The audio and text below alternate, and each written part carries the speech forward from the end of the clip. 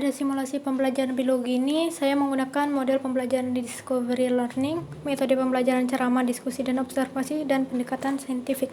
Assalamualaikum warahmatullahi wabarakatuh. Selamat pagi semuanya.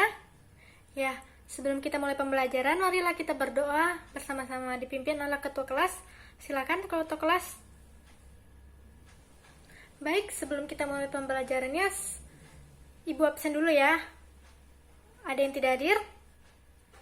Wah, hadir semua. Bagus sekali. Baik, pada pertemuan sebelumnya kita membahas tentang Kingdom Plantae. Nah, di sini masih ada nggak yang ingat tentang ciri-ciri Kingdom Plantae? Ya, silahkan Denis. Ya, benar sekali. Beri aplaus buat Denis. Nah, Kingdom Plantae memiliki ciri-ciri berupa multiseluler, hewan autotrof, eukariotik, dan memiliki klorofil serta dapat menyimpan cadangan makanannya. Oke, perhatikan gambar-gambar yang ada di PT Ibu ya. Nah, begitu banyak jenis hewan nih. Apa persamaan dan perbedaannya? Silakan, Rizka. Ya, benar sekali. Persamaannya adalah pada kingdomnya, kingdom Animalia. Lalu perbedaannya mungkin pada tempat tinggalnya, habitatnya, dan lain-lain. Nah, pada pertemuan kali ini kita akan membahas tentang kingdom Animalia. Nah, saat saya berkata Animalia, apa yang ada di pikiran kalian? Ya, benar, animals. Nah, kingdom Animalia ini merupakan kingdom hewan. Jadi, pada pertemuan hari ini kita akan membahas tentang Kingdom Animalia yang isinya tentang vertebrata dan vertebrata.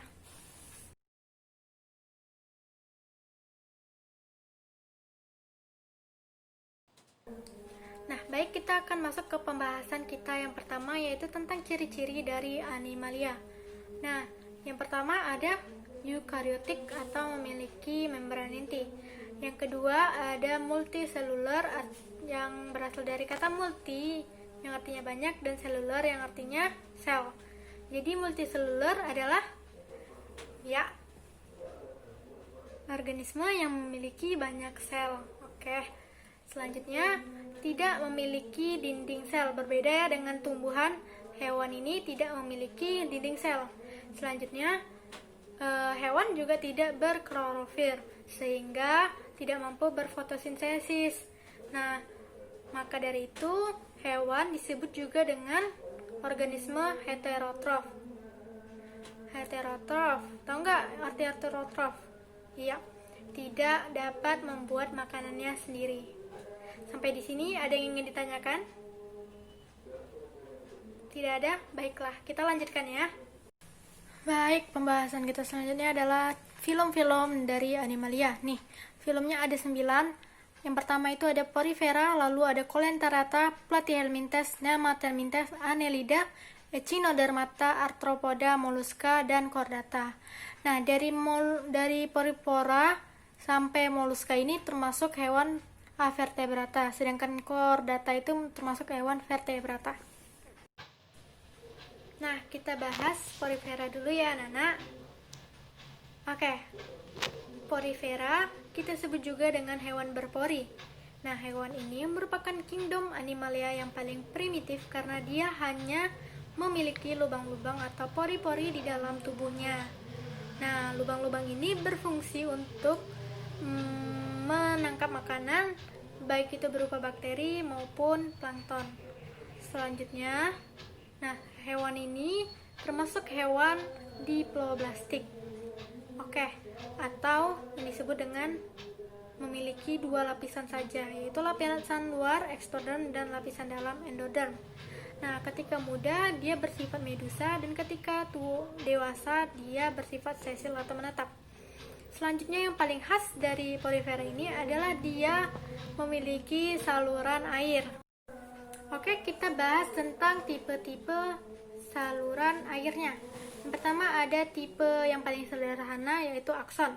Yang kedua, di sebelahnya itu ada tipe yang lebih kompleks dari akson, yaitu sikon.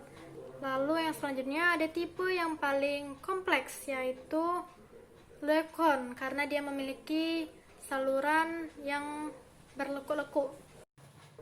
Baik, ada yang ingin ditanyakan?